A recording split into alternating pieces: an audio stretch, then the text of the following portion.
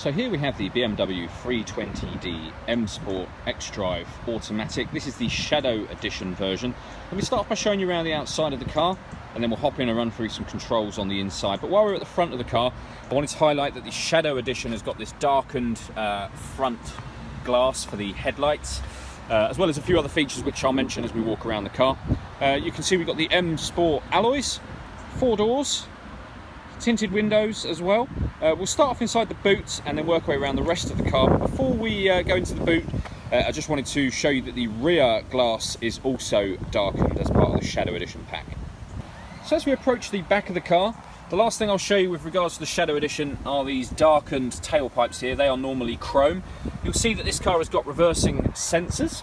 Also has a reversing camera, which I'll show you when we're inside the car, as well as plenty of boot space, as you can see.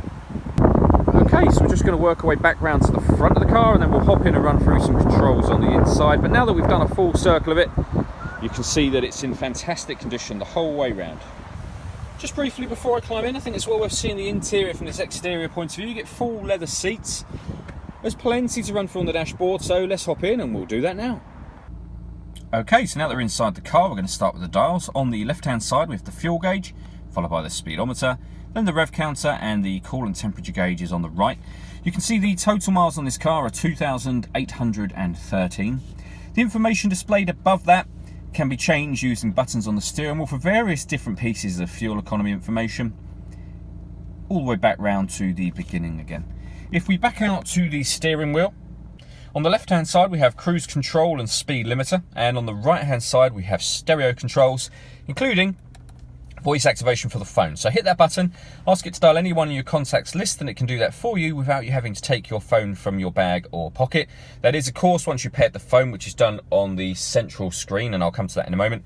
We also have the minus and plus paddle on the other side. That is so that you can change down and up a gear on this automatic gearbox, should you wish to. So over into the middle here, this is where you would pair your phone, just under the communication heading there, amongst other things. Now, all the movements I'm making around the menus, they're all being done using BMW's iDrive system, which is essentially this dial. Twisting this dial will take us through the various features on the main menu.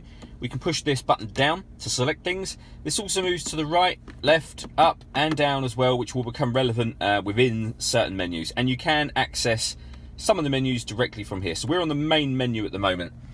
For example, if we want to listen to some music, go under the media and radio heading and press that button down. You can see we've got DAB radio, FM and AM. We have a CD player.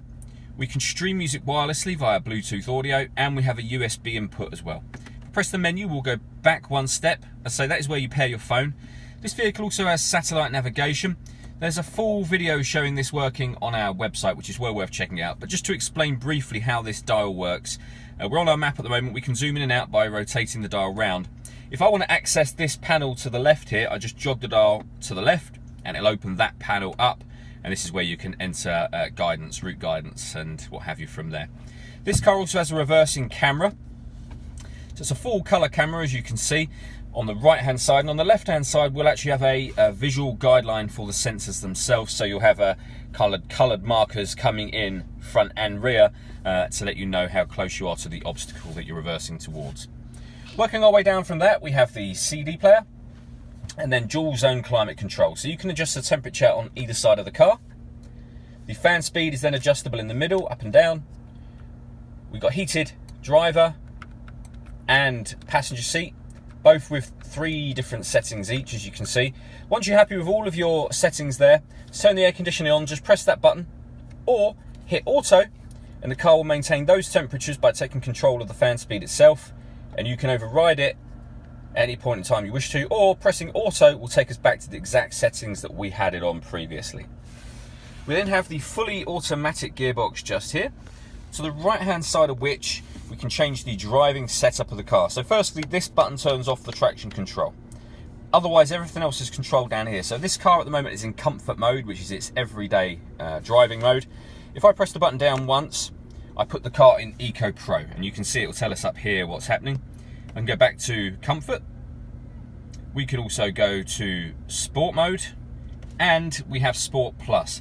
So sport mode basically will give you stiffer steering and it'll make the accelerator react faster, or the pedal react faster to what you're doing, so it gives you a sportier feel. If I put it into Sport Plus, we have exactly the same thing, but we have then a dynamic traction control, so limited traction control compared to the sport mode here. And as I say, comfort is your everyday driving. All that leaves me to say is thank you for taking the time to watch this video. If you'd like to come and see the car in person and have a test drive, please feel free to call any of our MJA sites. We'd love to hear from you soon.